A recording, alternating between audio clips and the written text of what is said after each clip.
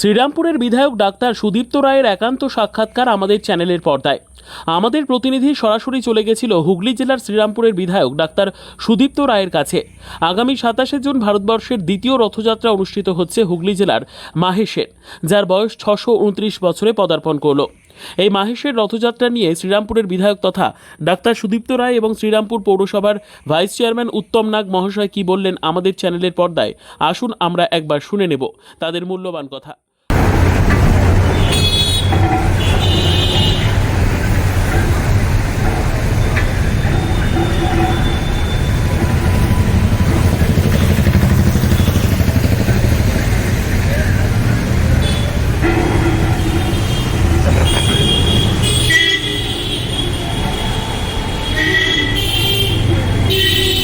আমি এখন আছি সরাসরি হুগলি জেলার সেই তৃণমূল ভবন, যেটা সুদীপ্ত রায়, ডক্টর সুদীপ্ত রায়ের অফিস, যেখানে সেই সুদীপ্ত রায় শ্রীরামপুরবাসী আপদে বিপদে থাকে। শুধু তাই নয়, আজ সুদীপ্ত রায় হয়নি, তার কাজের জন্যে ডক্টর সুদীপ্ত রায় হয়েছে। আমি আসবো একদম সরাসরি সেই আগামী 27 জুন ভারতবর্ষের দ্বিতীয় 629 বছর মায়ের সেই রথযাত্রা, সেখানে আজ সরাসরি শুনে নেব আমাদের প্রথম আলো বার্তার পর্দায় তার বক্তব্য।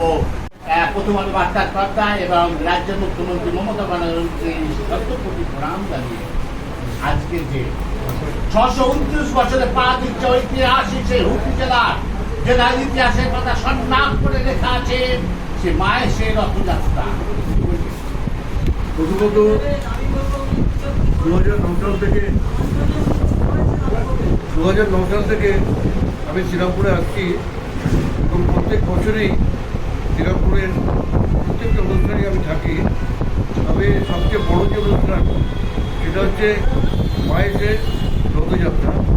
এবং আপনারা সবাই জানেন, যে শ্রীরামপুরবাসী সবাই জানে যে 2009 সালে মায়ের জগন্নাথ মন্দিরের যে চত্বর এবং আজকের আধুনিক যে মায়ের যে চত্বর, তার আকাশপাতাল তফাৎ হয়ে গেছে। এই মন্দিরের যে নতুন করে মন্দিরের পুনর্নির্মাণ হয়েছে, যে মন্দিরের গেট তৈরি হয়েছে, পাশে 60 মিনিট মাঠে জগন্নাথের স্নানযাত্রা করার জায়গা ঠিক হয়েছে এবং সেটাকে সুসজ্জিত করা হয়েছে। এবং সবচেয়ে যেটা বিশেষভাবে উল্লেখযোগ্য যেটা, যে আমাদের নেত্রী মমতা বন্দ্যোপাধ্যায় পশ্চিমবাংলার মুখ্যমন্ত্রী প্রায় 12 কোটি টাকার উপরে যে খরচা ইতিমধ্যেই করেছেন মায়ের যে জগন্নাথ মন্দির চত্বর এবং মায়ের চত্বরকে একটা পর্যটন কেন্দ্র হিসেবে ঘোষণা করা, এবং ইতিমধ্যেই হয়েছে। এবং প্রত্যেক বছরেই যে 629 বছর হয়ে গেল জগন্নাথের যে রথযাত্রা, এবং শ্রী চৈতন্য এখানে এসেছিলেন, রামকৃষ্ণদেব এখানে এসেছিলেন কোন জায়গায়। এবং সেখানে যে সেখানকার বিধায়ক হিসেবে শুধু এইটুকুনি বলবো, মাননীয় মুখ্যমন্ত্রীকে তিনি যেভাবে জগন্নাথ মন্দিরের যে আধুনিকরণের জন্যে যেভাবে তিনি আমাদের পাশে দাঁড়িয়েছেন, তাকে আমরা যে শ্রীরামপুরবাসীর তরফ থেকে আন্তরিক ধন্যবাদ জানাচ্ছি। আর জগন্নাথ মন্দিরের পাশাপাশি রাধাবল্লভের মন্দির, সেটা প্রাচীন মন্দির, এবং তার জন্যও প্রায় 5 কোটি টাকার উপরে স্যাংশন হয়েছে এবং তার কাজও আপনাকে ধন্যবাদ, শুভেচ্ছা।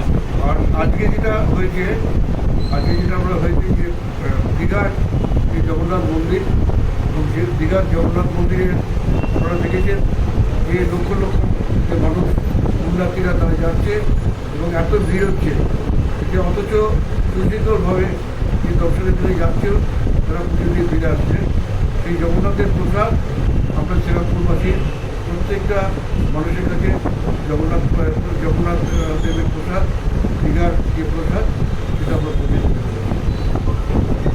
আপনাকে ধন্যবাদ।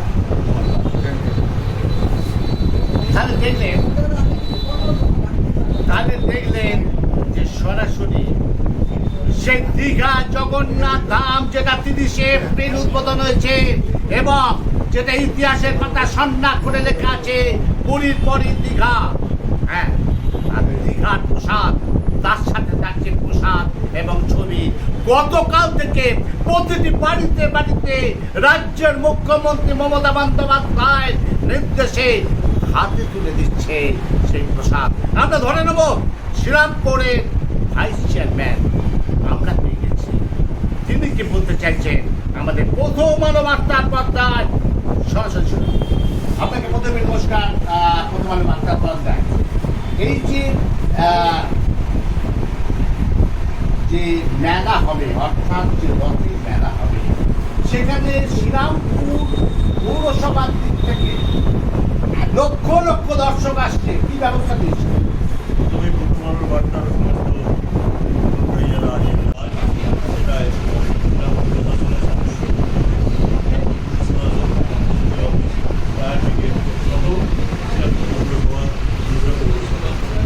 যা দরকার পরিষ্কার সাধারণ মানুষের যাতে কোনো অসুবিধা না হয় রাস্তাঘাট থেকে 14 বছরের এবারও তাদের যারা মোটামুটি আবেগ তাদের অসুবিধা না হয়। ধন্যবাদ। তাহলে দেখলেন আমার একদিকে আছে শ্রীরামপুরের বিধায়ক, সবার চোখের মনীষী সেই ডক্টর সুদীপ্ত রায়, আবার অন্যদিকে আছে শ্রীরামপুর পৌরসভার ভাইস চেয়ারম্যান, সেই যিনি আছে সমস্ত রকম উত্তম লাল। আমাদের প্রথম আলো বার্তার পর্দায় যে বক্তব্য রাখলে। হুগলি জেলার শ্রীরামপুর থেকে রিপোর্ট অমল চ্যাটার্জি, প্রথম আলোর বার্তার পর্দা থেকে।